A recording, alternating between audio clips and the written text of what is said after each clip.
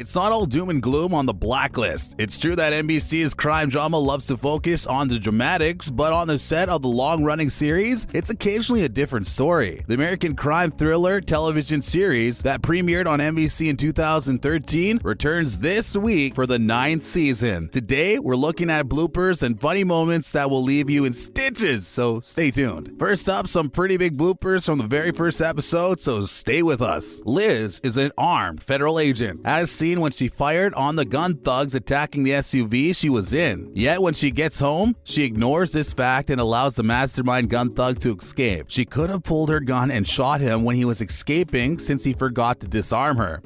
When asked by her husband if he should choose the zoo or the Aerospace Museum for a field trip, Lizzie says the zoo is gender neutral and he chooses the zoo. An American woman of her age would know that there's nothing gender specific about science and would likely be fighting for girls to be exposed to much more science as possible in order to promote equality. And what's up with those passports at the end of that episode? At the end, when Agent Keene goes through the passports of her husband, there are several errors with the documents. The second passport is a Swiss passport on the outside, but identifies the owner as being of German nationality. Someone probably cut the scenes together in the wrong order because there is also a Swiss passport in the name David Baltus right after the Ukrainian one. Which brings us to the Ukrainian one, which is the name of a Lucas Ponold through the Cyrillic letters clearly read Lucas Ronald. In all other occurrences on that same passport, the letter is transcribed correctly as R. Also, the country code reads D, which would be Germany, but should be UKR for Ukraine, and the letter code for sex is only given in Romanic letters M, but not Cyrillic. Another error from later in season 1 now, so stay with us. In episode 14, we notice a bit of an error from Aram, who reads the engine control module, ECM, of the wreck car and says the airbag deployed before the crash. While events such as airbag deployments are recorded in the body of the control module, an ECM does not control airbag deployment. Airbags are deployed via shock sensors on an internal circuit. Additionally, the ECM cannot be accessed wirelessly. It can only be accessed via the onboard diagnostic OBD port under the dash. As such, the airbag could not have been remotely deployed as was shown. In the same episode, a character asks how much track is left for the train to stop, and the answer is given 5,000 yards, which another character questions as not being enough. Since the train was a DC Metro rail subway, it was a relatively light one that, unlike a loaded freight train, would not need over a mile to stop from high speed. Heavier loads means longer stopping distances. Studies have shown a passenger train with 8 cars doing 80 miles per hour needs about a mile to stop. DC's Metro rail trains have a maximum speed of 75 miles per hour. 5,000 yards is in fact 2.8 miles, so the subway train could have easily stopped in that distance. Even if the distance had only been 5,000 feet, the train could have stopped safely. Into season 2 now, and the geographical blooper, so stay tuned. The scenes set in the streets of Dresden are obviously shot somewhere else, made up to look a bit more like Germany. The water hydrants aren't the type that is used in Germany. Also, the shops seen in the background are fictional. Additionally, the shooting of a driver by a motorcyclist, which supposedly took place in Dresden, took place at 552 W 27th Street, New York City. Although the store signs are covered with custom signs, the producers left one sign, a black banner spelling out Aperture with the number 47 at the bottom. Doing a search in Google Maps in New York shows one business named Aperture at 457 W 27th Street. Also, later on in the series, there is a nighttime shot of Dresden, which is actually Budapest, Hungary. Have you noticed anything like this throughout the series? Let us know down below. Now, we have a look at an instance when star James Spader forgot his lines. In what seems to be a tense moment, Raymond Red Reddington actor Spader has the camera zoomed in on his face. He has clearly forgotten his lines, but makes it look as though he is deep in thought. He then comes out with, "To the Batcave," to his driver. It's absolutely hilarious. In another hilarious moment, Red and Cooper are hurrying through what appears to be a service entrance, with Cooper in front with his gun out. He bursts into, or tries to, a door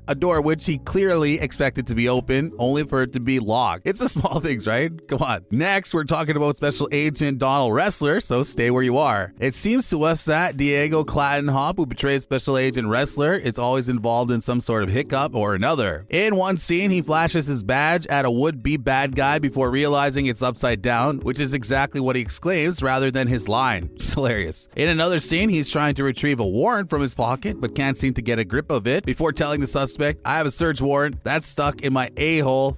Naughty. A factual error from season 3 now. In episode 21 of season 3, entitled Susan Hargrove, the title character, played by Famke Janssen, arranges to meet Reddington in the VIP lounge on Concourse F at BWI Airport. However, Baltimore, Washington doesn't have an F concourse, of course. course, there are things that the production should definitely know, right? Some tactical errors from season 4 next, so stay where you are. In episode 14, the architect, the FBI tactical team enters the building but fails to establish a perimeter. A perimeter is used to prevent the escape of anyone within the building where an arrest has taken place. Despite the tactical team being present, the architect is not only able to escape but take a ROM with him. This is Keystone Cop stuff, guys. Next up, a continuity blooper from season 5, so stay tuned. In a flashback before she left for Alaska, we see Liz turn Agnes over to Scotty. Agnes was born around spring 2016. Liz went into a coma in November 2017 and was in said coma for about 12 months, placing her waking up more or less in September 2018. Presuming she had 6 months of rehab before leaving, this would make Agnes around 3. The child playing her in the scene was clearly several years older than that. Agnes was in fact played here by 3 different actresses, with one of them listed as Agnes at age 2. In episode 8 of the same season, Ian Garvey, the toe tag on Tom in the morgue indicates he was 33 years old. His tombstone reads 1885 to 2017, making him 32 years old. Come on guys, simple math. What's the best or worst mistake you picked up on in the show? Some bloopers from season 8 now, so don't go anywhere. Some factual errors few have noticed from this season include when a call is made in Germany, the mobile phone usually establishes its connection way too fast for a call within Germany. Also, modern phones don't have dial tones when calling a number. There's a garbage problem too. The garbage cans are a type not used in Germany.